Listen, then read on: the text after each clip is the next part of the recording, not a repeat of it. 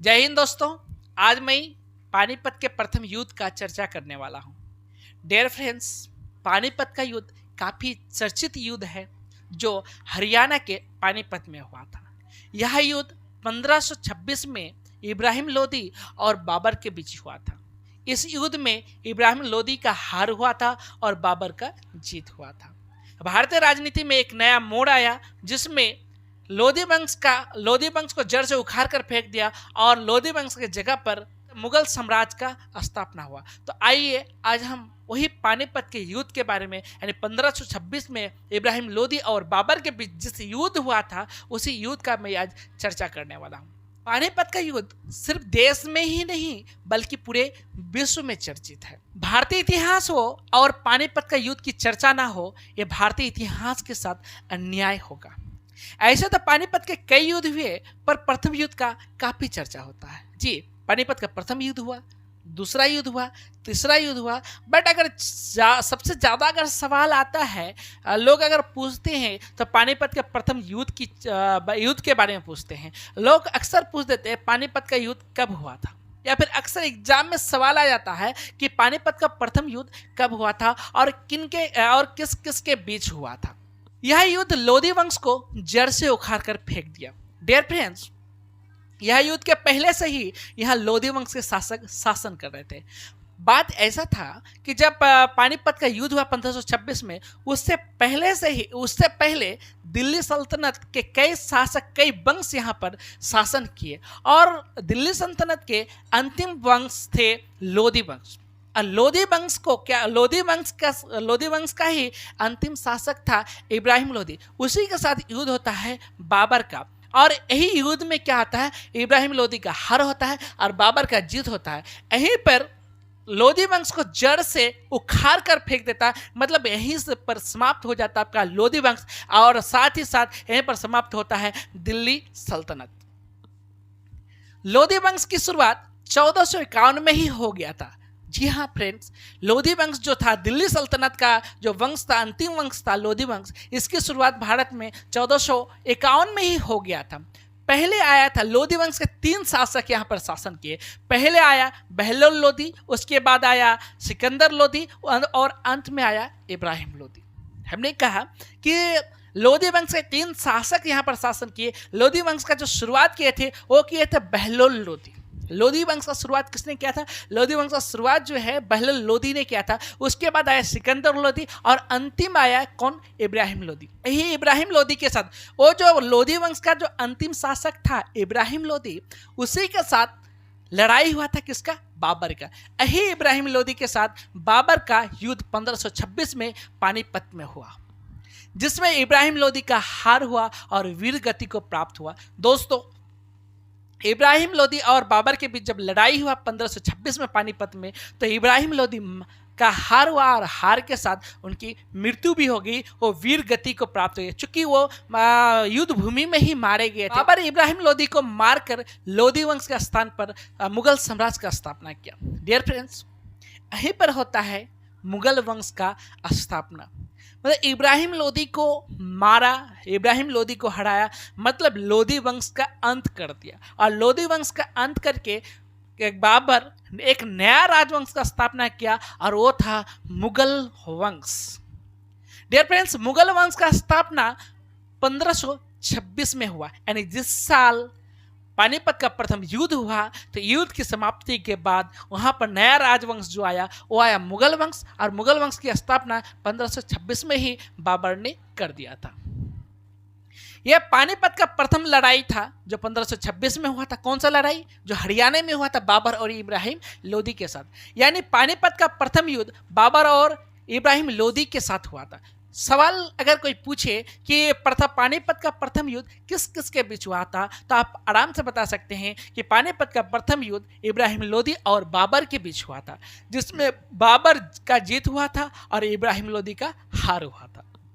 पानीपत के प्रथम युद्ध के कारण, पानीपत का जो प्रथम युद्ध हुआ था इसके कई कारण थे। तो आइए हम उन कारणों को जानते हैं कि क्या क्या कारण रहा है।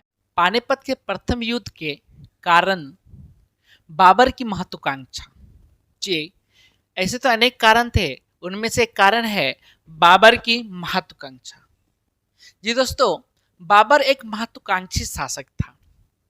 उनकी अनेक इच्छाएं थी, साथ ही वे धन दौलत के भूखे भी थे और लालची भी। उसने समरकंद पर कई बार आक्रमण किया, जिसमें उसे कामयाबी भी मिला। वो जैसा चाह रहे थे समरकंद में उनके साथ वैसा हुआ। ताशकंद, बोखड़ा, फरगना आदि पर भी उसने अधिकार किया।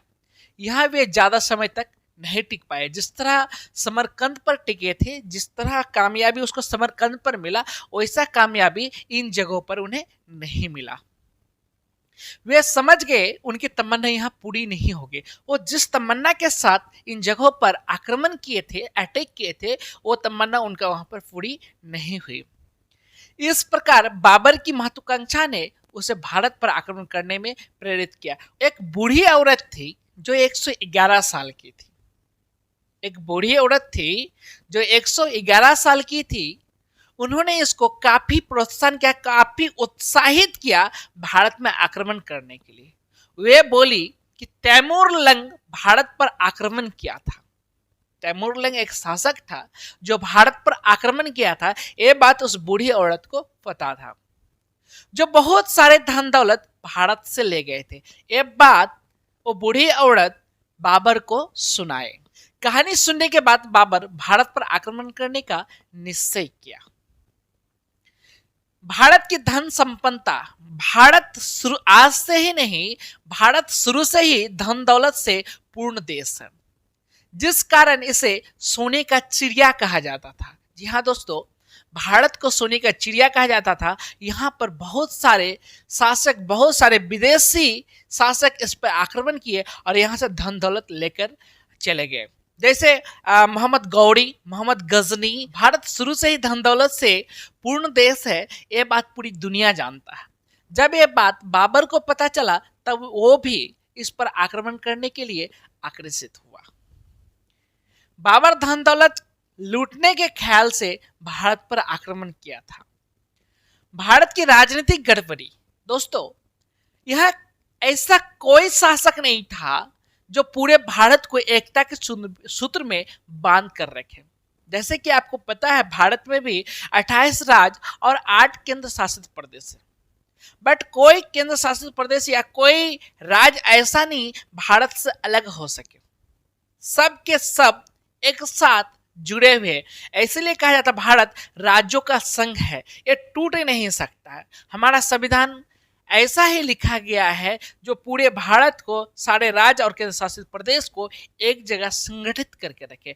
ऐसा सिस्टम, ऐसा नियम पहले हमारे भारत में नहीं था, जिनका फायदा बहुत सारे विदेशी शासक ने उठाया। यहाँ अनेक छोटे छोटे राज्य थे और उनके अपने राजा थे। ये सब आपस में ही लड़ बैठते थे। उस समय दिल्ली का सुल्तान इब्राहिम लोदी था, जो अत्यंत कमजोर था। वो अपने साम्राज्य को संभाल नहीं पा रहे थे। किस तरह से संचालन करने चाहिए सेना का, नहीं कर पा रहे थे। हालांकि सेना तो उनके पास काफी था, लाखों सेना इब्राहिम लोदी के पास था, बट संचालन करने का तरीका उन्हें बिल्कुल पता नहीं था। दौलत खां लोदी को इब्राहिम लोदी से नहीं पड़ता। दौलत खां लोदी नहीं चाहता था कि इब्राहिम लोदी इस साम्राज्य का सम्राट बने, सुल्तान बने। दौलत खां बाबर के बारे में सुने थे कि बाबर ऐसा शासक है, बहुत आक्रमणकारी शासक है। इसीलिए इसी कारण से दौलत खां ने बाबर को भारत आने का निमंत्रण किया। निमंत्रण पाते ही एक बड़ी सेना के साथ बाबर झेलम और चिनाब की घाटियों से चल पड़ा। तो अगला कारण है बाबर की सैनिक शक्ति। जी, बाबर की सैनिक शक्ति काफी मजबूत थी। बाबर का जो सैनिक शक्ति था, ये काफी मजबूत था। वे सैन्य संचालन का मास्टर था, उनके पास तोपखाना था। दोस्तों, बाबर अपने आप में एक सेना नायक रहे थे। उन्हें अच्छी तरह से पता था युद्ध कैसे लड़ा जाता है, सेनाओं को संचालन कैसे किया जाता है, किस तरह युद्ध जीता जाता है।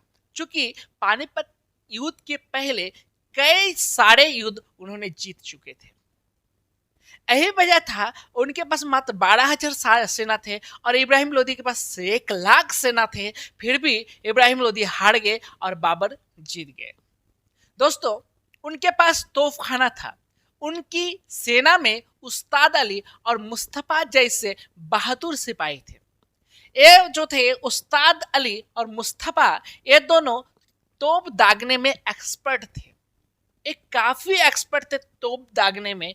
ये हजारों सेनाओं को एक साथ मार सकते थे तोप के द्वारा। बाबर सेना के बल पर भारत पर आक्रमण किया और उन्हें पता था कि हमारा सेना काफी शक्तिशाली है और हम जीत सकते थे। इसी हिम्मत के साथ उन्होंने भारत पर आक्रमण कर दिया। दोस्तों, ये तमाम कारण थे जो पानीपत का प्रथम युद्ध हुआ। देखिए, कोई भी घटना घटता है तो उसका परिणाम भी होता है। उसी तरह पानीपत का जो प्रथम युद्ध हुआ था, उनका कुछ परिणाम भी हुआ। तो वो परिणाम क्या था, आइए देखते हैं। पानीपत के प्रथम युद्ध का परिणाम यह हुआ कि लोधी वंश के अंतिम शासक इब्राहिम लोधी के पास लाखों सेना होने के बावजूद भी इनकी हार हुई और इनकी युद्ध स्थल पर ही मृत्यु हो गई। दूसरा, बाबर के पास बहुत कम सेना होने के बावजूद अपने बल और बुद्धि से इस युद्ध को जीत लिया। यहीं पर दिल्ली सल्तनत का अंत होता है और भारतीय राजनीति में एक नए राजवंश मुगल साम्राज्य का जन्म होता है।